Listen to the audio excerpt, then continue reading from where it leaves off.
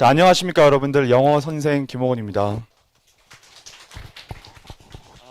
진짜 요즘에 어려운 시기고 이렇게 힘든 발걸음 해 주신 거에 대해서 제가 너무 잘 알고 있고, 그래서 어머님과 아버님께서 이 어떤 설명회가 끝난 다음에 그래도 되게 유익했다, 그리고 보람찼다, 이게 진짜 내가 올바르게 학원을 선택하고 이 선생을 믿을 수 있는지 없는지에 대한 어떤 그런 기준이 되었다라는 생각이 들어서 어머니랑 아버님께서 돌아갈 수 있는 그런 어떤 기분 들 수 있도록 제가 장사치나 비즈니스맨이 아니라 진심 어린 강사로 진심 어리고, 제가 정말 지금까지 재종반을 8년 하고 10년 이상 수능을 가르치면서 제가 경험했고 제가 알았던 모든 내용을 그래도 비교적 객관적으로 아낌없이 과감하게 전달을 드리려고 합니다.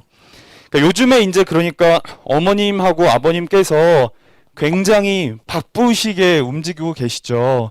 제가 생각했을 때 지금 학기 초반이고 이래서 어머님하고 아버님께서 어떻게 이제 학원을 골라야 되고 어떻게 해야 될지를 되게 많이 돌아다니고 있는 것 같은데, 이 부분을 한번 제가 어머니들께 같이 한번 소통을 한번 해보고 싶습니다. 일단 뭐냐면 지금 요거를 약간 제가 분석을 한번 해보면 어머님과 아버님께서 하고 있는 지금 요 어떤 과정이 이렇게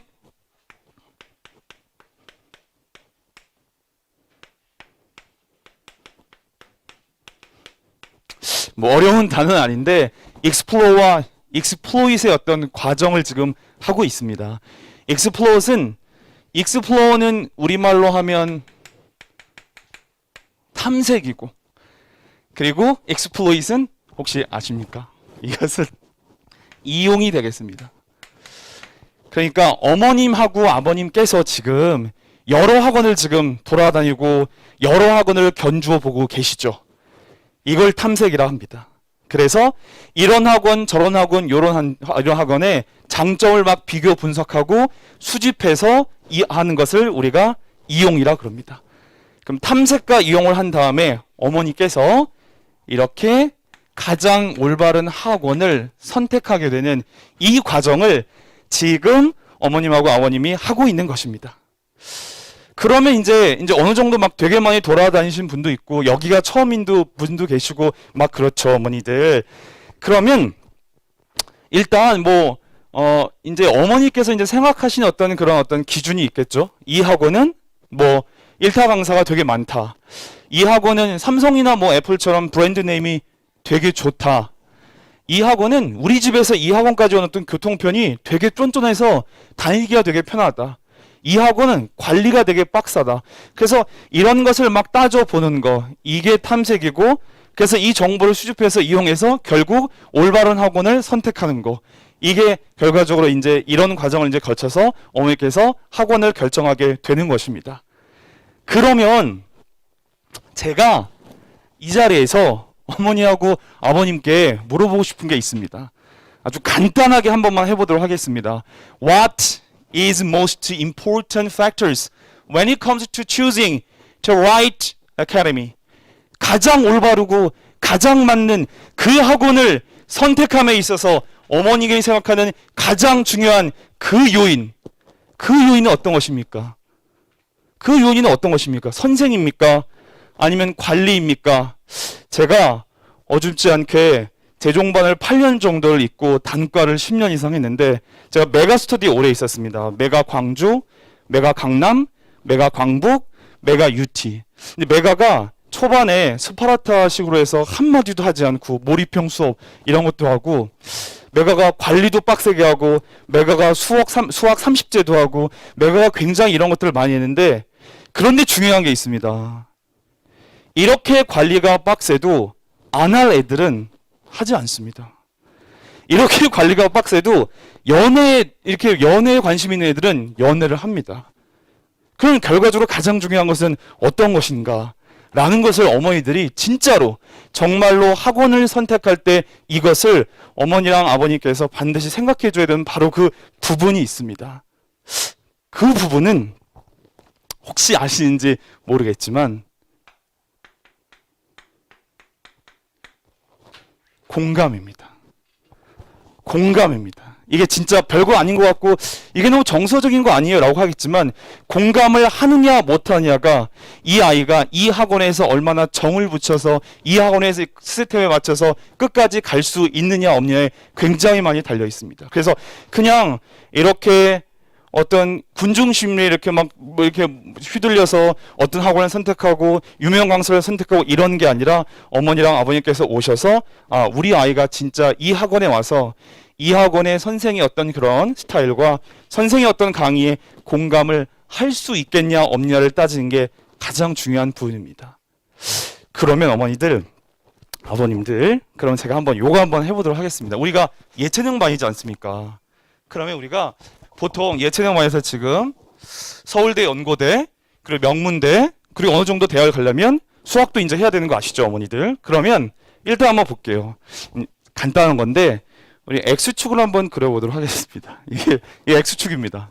우리 X축을 한번 하고 이거 우리가 이제 Y축으로 이렇게 한번 해보도록 하겠습니다. 이거 Y축으로 한번 이렇게 해보도록 하겠습니다. X축을 우리가 국영수의 어떤 그런 성적이라고 한번 생각해보고 Y축을 우리가 들어갈 수 있는 어떤 학과의 어떤 그런 학교의 높이라고 생각해보도록 하겠습니다. 일단 정점을 우리가 서울대, 연대, 고대, 이제 예체능이니까 뭐 경희대, 국민대, 홍대 이런 게 있겠죠. 어머니 아버님들 맞죠? 이렇게 한번 해보도록 하겠습니다. 국영수를 우리가 1등급을 이렇게 맞아서 국영수를 100을 맞게 되면요. 당연히 이렇게 서울대 가겠죠. 1, 2, 1을 맞으면 그 아래 대학에 이렇게 갈 테고요.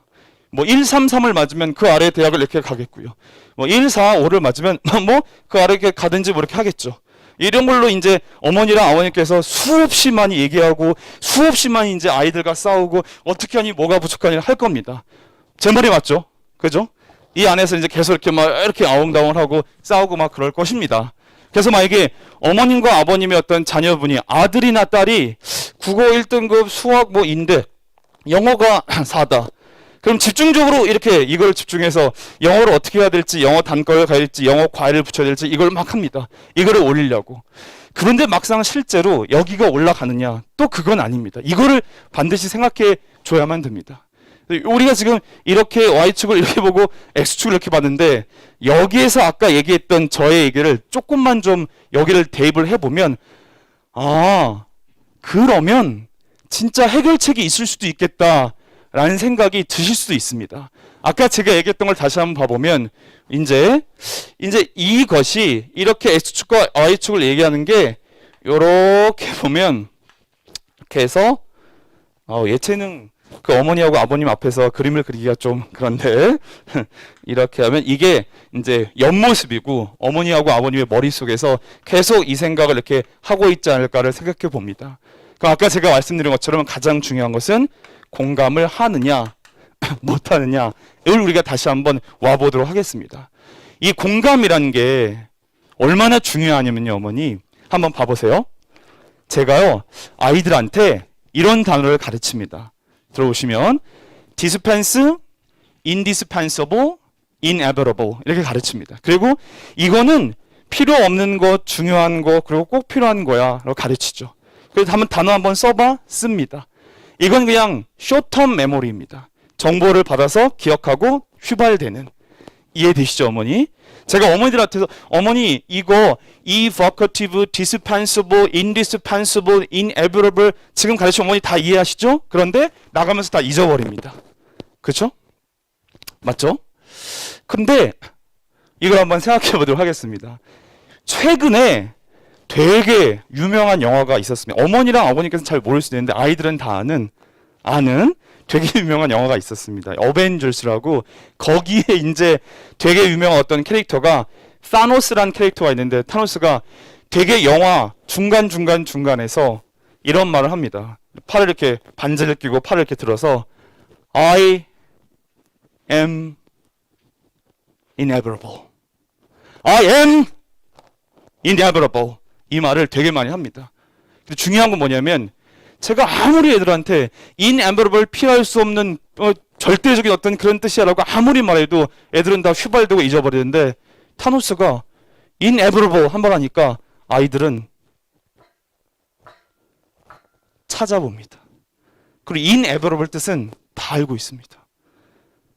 어머니들한테 제가 지금 한계효용 체감의 법칙이나 아니면 공리주의나 아니면 뭐 질량 보존의 법칙을 설명하면 어머니들은 잊어버립니다. 이것은 어머니와 아버지를 무시하는 게 아니라 이 지식의 공감이 되어 있지 않기 때문입니다. 근데 어머니 지금 보시면 펜트하우스의 뭐 이 얘기 다 아시죠? 그죠? 태양의 후예 뭐 그렇지 말입니까? 다 아시죠? 이런 것들은 뭐 때문에 그러냐면 어머니들이 거기에 공감과 정서를 가지고 있기 때문입니다. 그래서 자, 아이들한테 공감을 하게 되면 수업에 공감을 하게 되고 수업에 공감을 하게 되고 수업에 한 발 더 다가게 되면 아이들이 애착이 생깁니다. 공감이 생기고 애착이 생기면 그것은 쇼텀이 아니라 롱텀 메모리로 머릿속에 각인이 되고 오래 지속될 수 있습니다. 그러면 우리가 주구장창 이런 등급과 이런 점수에서 145, 222, 111 이 등급에 싸우다가 내가 만약 이 아이에게 공감을 가르쳐 주게 되면 공감은 여기에 있습니다. 공감이 생기게 되면 이 아이가 나의 수업에 나에게 영어 강사 김호건에게 애착이 생깁니다. 그럼 애착은 여기에 있습니다. 그럼 이게 보이십니까? 여기서 주구장창 쌓이다가 Y축은 증가되고 X축도 증가가 됩니다. 그러면 대부분의 아이들이 여기에서 싸우다가 공감과 애착을 갖고 있는 자들은 어디서 싸우냐면 여기에 올라가 있습니다. 잽이 안 됩니다. 이 세상의 어떤 영역도 어떤 부분도 어떤 영역도 공감과 애착을 갖고 공부하는 사람을 이길 수 있는 사람은 없습니다. 그래서 제가 강조하는 것은 바로 공감과 애착이고 바로 This is the place, this is the one you are looking for 이것입니다.